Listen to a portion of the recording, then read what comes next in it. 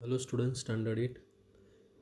अभी हम चैप्टर 7 का जो एंडिंग पार्ट है वो कर रहे हैं। Are only big animals facing extinction. तो बिग एनिमल नहीं, स्मॉल एनिमल दोनों एक्सटिंक्शन पर है। Madhav ji tells Paheli that small animals are much more in danger of becoming extinct than the bigger animals. Right, तो स्मॉल एनिमल बिगर एनिमल से ज़्यादा extinction पर है। At times we kill snakes, frogs, lizards, bats and owls ruthlessly without realizing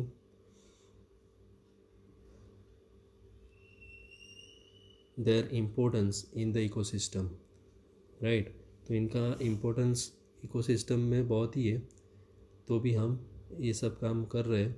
by killing them we are harming ourselves, तो उनको मार के हम अपना ही नुकसान कर रहे हैं।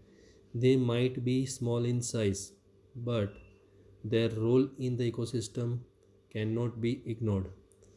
वो छोटे तो है लेकिन हम उनको इग्नोर नहीं कर सकते, उनका इम्पोर्टेंस इकोसिस्टम में बहुत ही है। They form part of food chains and food webs. बराबर, वो फूड चेन और फूड वेब का पार्ट है, मतलब वो किसी को खाएंगे उनको कोई खाएगा। राइट, तो ऐसे एक चेन बनती जाएगी, वो चेन फिर डिस्टर्ब हो जाएगी अगर उनको मारेंगे तो। About which you learn in class 7। Right, वो 7 में हम पढ़ चुके हैं कि फूड वेब और फूड चेन क्या है। An ecosystem is made of all the plants, animals and micro organisms in an area along with non-living components such as climate, soil, river deltas. Right, तो इकोसिस्टम ये सब चीज़ों से बना हुआ आता है।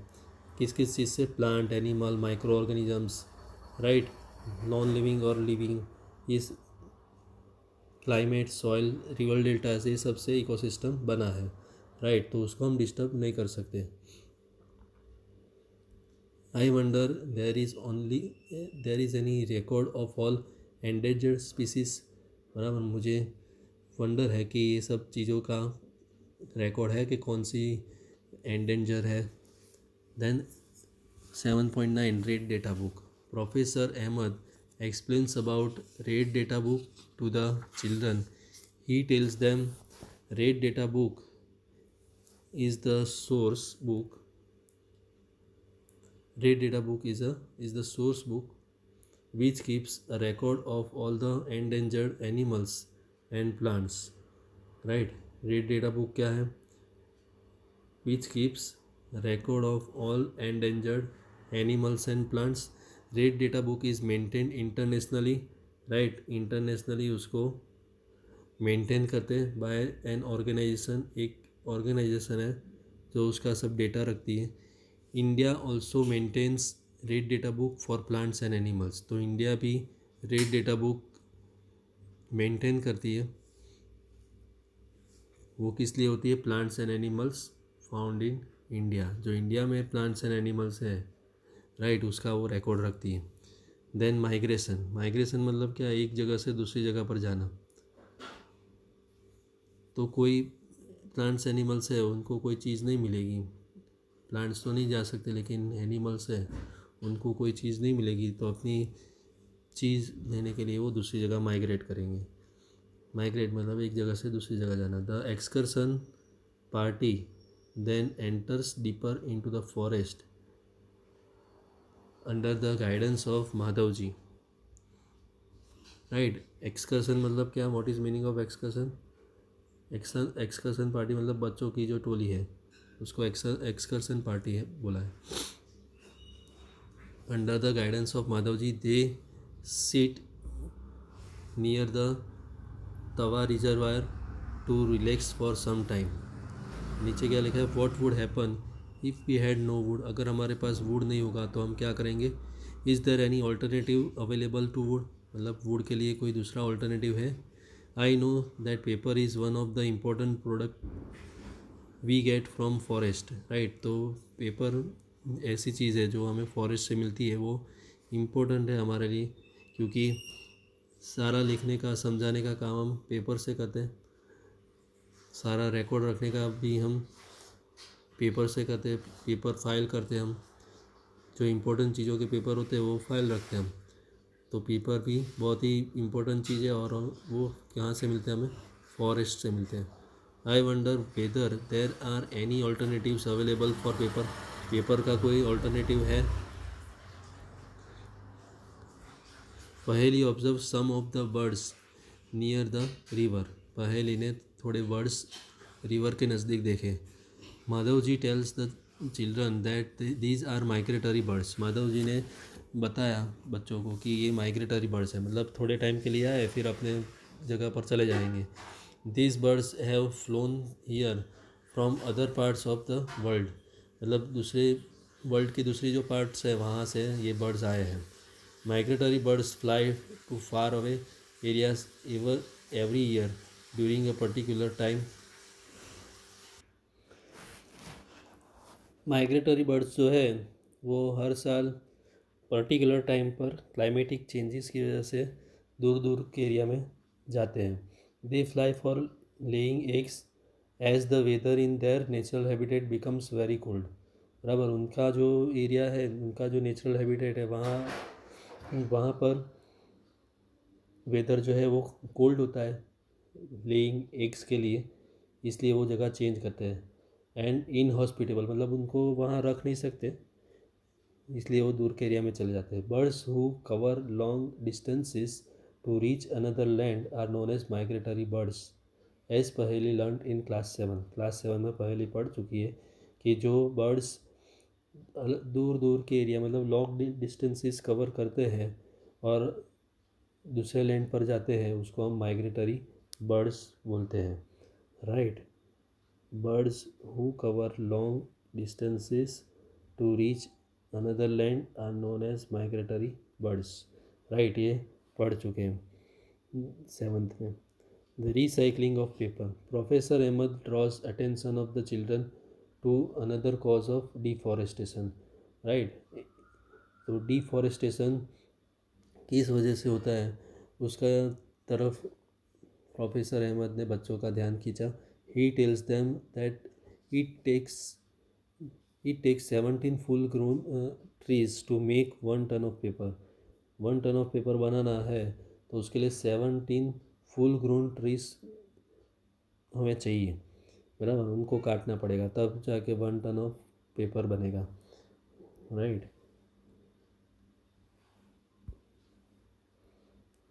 Therefore, we should save paper. Professor Ahmed also tells that paper can be recycled 5 to 7 times for use, right. तो 7 टाइम्स 5 to 7 टाइम्स पेपर को हम रिसाइकल करेंगे, कर सकते हैं हम, मतलब एक ही जो पेपर है उसको 5 to 7 टाइम रिसाइकल करेंगे। If each student save at least 1 sheet of paper in a day we can save many trees, right। each student saves at least 1 sheet of paper in a day, we can save many trees in a year। we should save reuse used paper and recycle it। by this we not only save trees but also save energy and water needed for manufacturing paper, right। तो इस तरह से, किस तरह से, saving reusing use paper and recycle से we not only save trees, मतलब trees को सेव नहीं करते बट ऑल्सो सेव एनर्जी और वाटर को भी हम सेव करते हैं। और कौन से वाटर और एनर्जी, जो पेपर मैन्युफैक्चर में यूज़ होता है वो।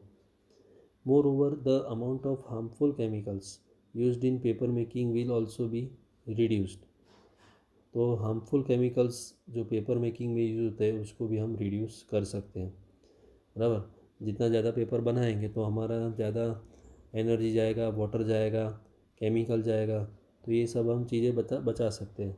Is there any permanent solution to the problem of deforestation, तो डिफॉरेस्टेशन का कोई परमानेंट सॉल्यूशन है, तो रिफॉरेस्टेशन उसका सॉल्यूशन है। Professor Ahmed suggest that the answer to deforestation is reforestation, right. Deforestation मतलब क्या, पेड़ काटना, right.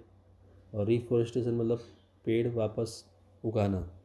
Reforestation is the restocking of the destroyed forest by planting new trees, right. तो प्लांटिंग न्यू ट्रीज, उससे हम रिफॉरेस्टेशन कर सकते हैं।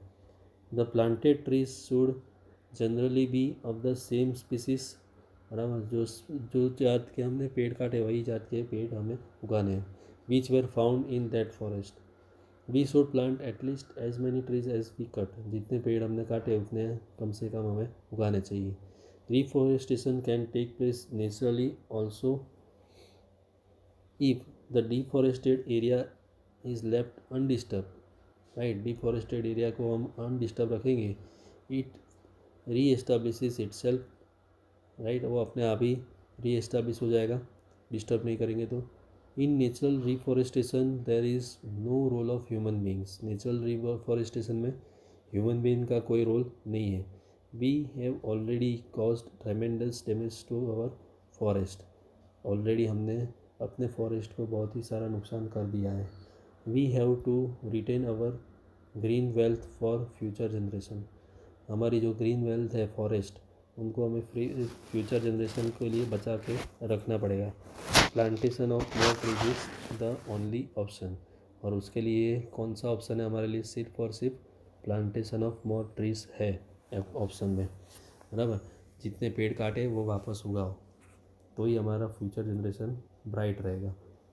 Professor Ahmed told them that in India we have the forest conservation act, right. Forest को कैसे conserve कर सकते हैं उसके लिए एक एक्ट बनाया है, रूल है। This act is aim at preservation and conservation of natural forest. तो ये जो एक्ट है उसका क्या एम है? Preservation and conservation of natural forest and meeting the basic needs of people living in और नियर द फॉरेस्ट, राइट। तो preservation और कंजर्वेशन ऑफ फॉरेस्ट करना है, जिससे जो उसके आसपास में लोग रहते हैं उनकी बेसिक नीड्स हम पूरी कर सकते हैं। After some rest Madhav ji ask the children to start heading back because it is not advisable to stay in jungle for sunset, after sunset.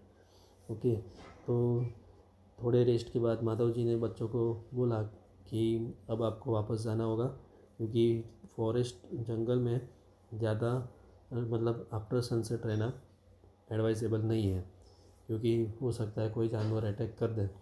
On getting back professor Ahmed and children thank Madhav ji, right. Madhav ji का professor Ahmed ने और बच्चों ने thanks किया, right, for guiding them through this exciting experience.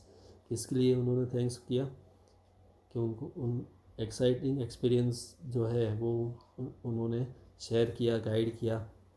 Okay, उसके लिए professor Ahmad और माधव जी ने प्रोफेसर अहमद और बच्चों ने माधव जी का थैंक्स किया। Okay children, now our chapter has been